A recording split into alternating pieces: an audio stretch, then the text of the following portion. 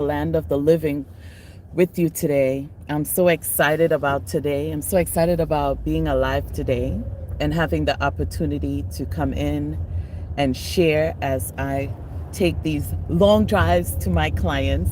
I absolutely love the drives because it gives me this space to chant a little bit, to bless my community, to send dope love out, while I'm in the car, and to come live if, reception permits it. And so I'm so happy to be here with you guys today.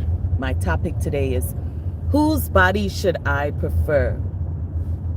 So I was thinking about when I was around 8, 9 years old in Trinidad and Tobago, and my body started to develop. I didn't know what developed bodies looked like. I didn't know what it was to start looking like a big girl, what it was to start having boobies and hips and a butt, to start developing your shape. And another thing I didn't know is that I should be ashamed of this development. Something that really stood out to me in my memories is that the men in the community noticed before me that my body was changing. And also they had no issue, or they were very open about letting me know that my body was developed and that I was growing into a young woman. And I don't know what happens sometimes in the preparation of children. There are certain things that we share and there are certain things that we don't share. The preparation of your body changing is one of those things. Just to know that, your boobies will get big and your hips, and, you might get a big old butt like I did, right? And so I'm very grateful now I have an opportunity to speak to young girls and young boys about the changes their bodies will go through. So that way they're prepared and pedophiles don't have an opportunity to tell them first. And so I was thinking that my brother is 4 years younger than me, and he took on some serious protection of my temple. He used to walk behind me to protect my butt from people staring at it and from people seeing the shape of my body. I love my brother Ryan. He used to put his hands up, poor kid, trying to protect my body, trying to protect it from voyeurs. And he would see, so young, how many men, how many grown-ups would gawk at my body. I thank God for that level of protection, though, because I was roaming all over Laventille, up the hill, down the hill, around the hill. I was roaming everywhere. We were allowed to, Laventille, Port of Spain was a different space back then. We're talking about the late 80s. And, I was just thinking about finding some love for my body, this body God gave me, this shell that is on Lona, and all of the ways I had to protect it. It's been amazing. And it left me with this one thought of whose body should I be protecting? Whose body should I be proud of? Whose body should I be happy to be in, since this is the one I have? And I saw so many human beings go out of their way so that I would feel uncomfortable in this shell, in this skin. And I always wondered, during my high school years, why are people so enamored with my body? Why do they talk about my body? What does it matter about my body? This is what I got. At the time, I didn't think I chose it. Now I know better. Now I'm in the understanding of my agreement, but when you're younger, between the ages of 13 and 17, and your body's changing and everything in your world is changing, the additional pressure of people staring at your body and making comments is wild. It's really, really wild, you know? And also having to defend it in a young state of mind and to feel good about it, you know, even though folks are just commenting about your body as if it's nothing, or as if it is something that I don't know about or I should know about. It was very perplexing at the time. I remember like thinking about, yo, what is it about this body that is like on everybody's mind? So by the time I got to 16, you know, I was already in high school here in the United States. And the guys on the soccer team, they all became my friends. I found it so much more palatable and comforting to hang out with the guys than the females. Because you know what was happening? The females were tearing each other down so badly. And I had already came from a country where the elders tell you don't trust women, don't have a lot of women friends, don't be in the company of women, you know? So coming from that kind of language, I depended on the guys to know. I depended on the guys to tell me. And they would tell me about how girls talk about themselves. They would tell me about how girls had no confidence. They would tell me about girls that were just, you know, sleeping with everyone. They would just give me the full lowdown, you know? And around age 16, that's the time where folks are losing their virginities, popping up at abortion clinics. That's just how it was, like around 88, 89, you know? And I had no familiarity with abortions and with protecting your body from rape and all these sorts of things, because of course being in the interesting part of Port of Spain called Laventille Hills, you learn that your community is your protection. You know, my father was different in the hills for his daughters. My cousins, a lot of male cousins, you know, and my uncle, serious men around for protection all the time, you know. And so I was sheltered, and I didn't know I was sheltered.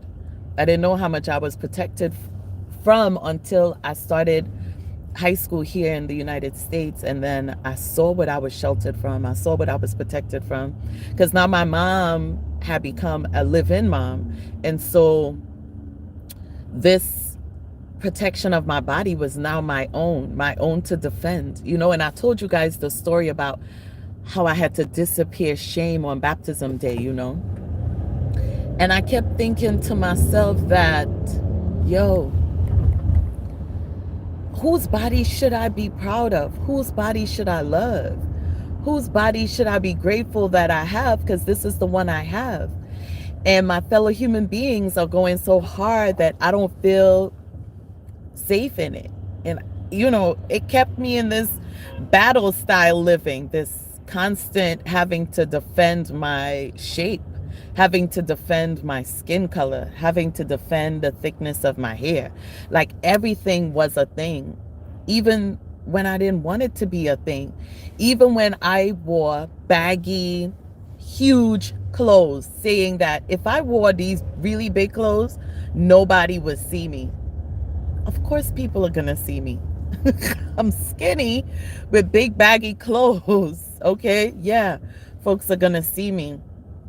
Man, I tried everything. I tried to diet. I tried to will myself. I just couldn't do it. I couldn't hold on to other people's perception of how my body should look and how I should wear it, how I should dress it, you know.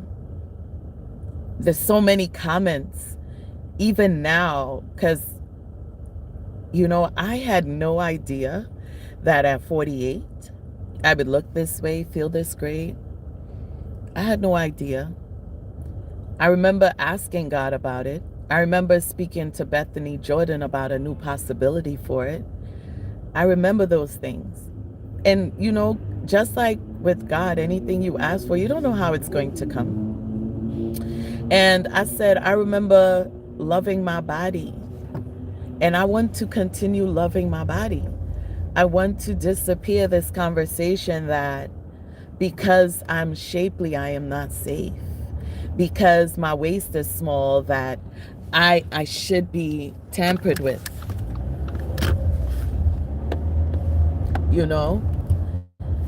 I wanted so much to disappear that language, not only for myself, but for young women coming up. When you're 13 to 17, it's such a pivotal time in your decision making about your self-confidence, And it's great when you have someone that you can speak the truth about what's happening with your body, about what's happening with your skin, and what angst it's causing you in a very young stage in your life. Because thank God for Miss Lawrence, my fashion teacher. Miss Lawrence got me to really love this body all over again, and to not feel like I have to defend it, and to not feel like there's something so peculiar that I have it. Could you imagine folks not knowing you and they're speaking about your temple as if, God should just give you another one because they are not pleased with it, or they feel like you shouldn't have it, not knowing all that you've gone to maintain it. Looking in the mirror naked every day is something I am excited to do. And I remember one point in my life not being so excited to see my body because I was embarrassed that I wasn't loving it the way that I used to. I used to be a person that would love my body big or love it small, always just loving it. And I'll tell you something about men that are insecure. Men that are insecure bash your body so bad. They speak about their bodies in their minds, and they openly speak about your body so that way you feel their insecurity about themselves. That has nothing to do with this story, but I do remember that happening. I do remember family members speaking about, how my skin looked, and if I gained weight, they would just comment about it as if they knew what was going on inside of my head around my weight. It's hilarious how nobody ever asked me about my mental jargon. Nobody cared. But they would certainly comment about the weight gain behind it. Nobody cared about what the internal dialogue was about. They were just happy to talk about the weight gain. And these things I'm grateful for, These are things I am grateful happened to me because it gave me a space to speak to teenagers. It gave me a space to speak to young men and women about how to love on themselves and how to not ignore what folks are saying, but simply to listen and understand it has nothing to do with them and what they're going through in their own minds around the way how they feel about themselves. Because it's so easy, guys, to take what folks say about you and go inside yourself and bash yourself around it, and to not know that it doesn't matter what people say, because in the end, you're still you with you, so that it will never matter. And it's all part of the, hey, this is what I cherish about me in the process. All of that is necessary. What you learn to cherish about yourself, you dig? Because if folks hadn't started speaking about how heavy my bottom lip is, how much I stretch my mouth out, how big my eyes are, how slanted my eyes are, how pale my skin is, how thick my hair is, how fat my butt is, cellulite in my legs, stomach that's big, you know, because fibroids was there. If folks weren't commenting on these things, I would have never built the muscle of so what? And that's a muscle to build. So what is a muscle to build?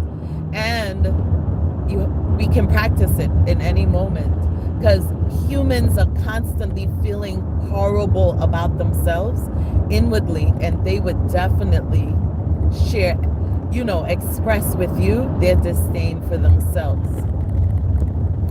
And there's nothing to go in and do about that.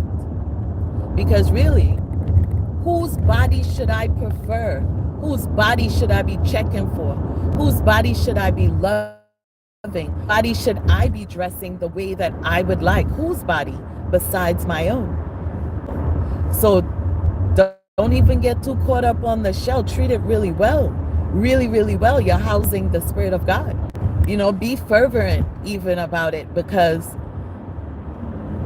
it's the shell you came in, you know, and it's excellent. It's marvelous. It's intricate. You know, it's got omniscience in it, you know. So that's all I wanted to speak about today, because I really was trying to figure out, so many people talk about other people's bodies, you know. I could care less, because I really just love mine. I do very little speaking about other people, because my life is popping naturally. I've always been that way.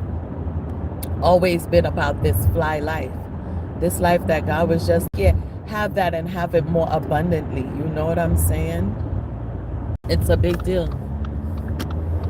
It's a really big deal to bask in what God is offering us by way of, hey, I'm enjoying it. I'm really here to say, enjoy yours as well. Don't look at other people's for your temple, because you're in your temple and you have no clue what that mind is saying about their temple over there. No one could have told me that I was going to get married at age as a size, you know. I ain't even knew I could get that big. What held me up? Big girls. Nobody chooses the big girls. The big girls don't get no love. And here I was getting, that held me up. That one thought, that singular thought of, here I am, a fat girl, or as my Trini people would say, a bubble-ups or a dumpling, getting married to this Italian Cuban guy, right? And he was just loving all parts of me. So I was happy to debunk that for myself. These are just the simple things that I was gifted, you know, on this journey. These things that God just took away. He was like, have no part with it, you know. Just don't even bother yourself. Yo, listen, I get a lot of those moments, where I don't have to think about anything other than how wonderful God is and how God created me, you know. It is an honor, it is a pleasure in every moment. Sometimes, I don't know, it just takes my breath away sometimes. This joy, this love, just this giving from God. Because I don't hear a lot of folks talking about transcending that point of hearing something degrading, and then God just comes and cleans it up and says, you don't even have to think about it. I've learned to just covet those moments. I probably shouldn't, you know. But those are like my secret places with the Most High kind of moments, you know, where God is like, that's what they say. You know, my children say a lot of trash. I love it. I love the freedom of it, the freedom of the expression of it, you know. Because whose body should I prefer? Whose body should I love? Whose body should I flaunt and bask in except my own? Whose body should I have pride in except my own? I am here to encourage you today to love on your body, all of it. High cheekbones, heavy lips, big eyes, small eyes, slanted eyes, chinky eyes, no eyes. You know, everything about your temple is magnificent. And if no one tells you today, I am saying it. So come back every time so you can hear it. If ever you feel some way about this temple, you're gifted by your creator that said, I create you in the image and likeness of us. Come back every day to hear it, that your temple is divinely made. You were meant to be here. You were created for this experience especially. And I love you. And I appreciate you. Thank you so much for listening. Thank you so much for choosing to be alive. Thank you for choosing to care and to love on yourself. Thank you. Thank you, God and me, for this community. See you guys soon. Ciao.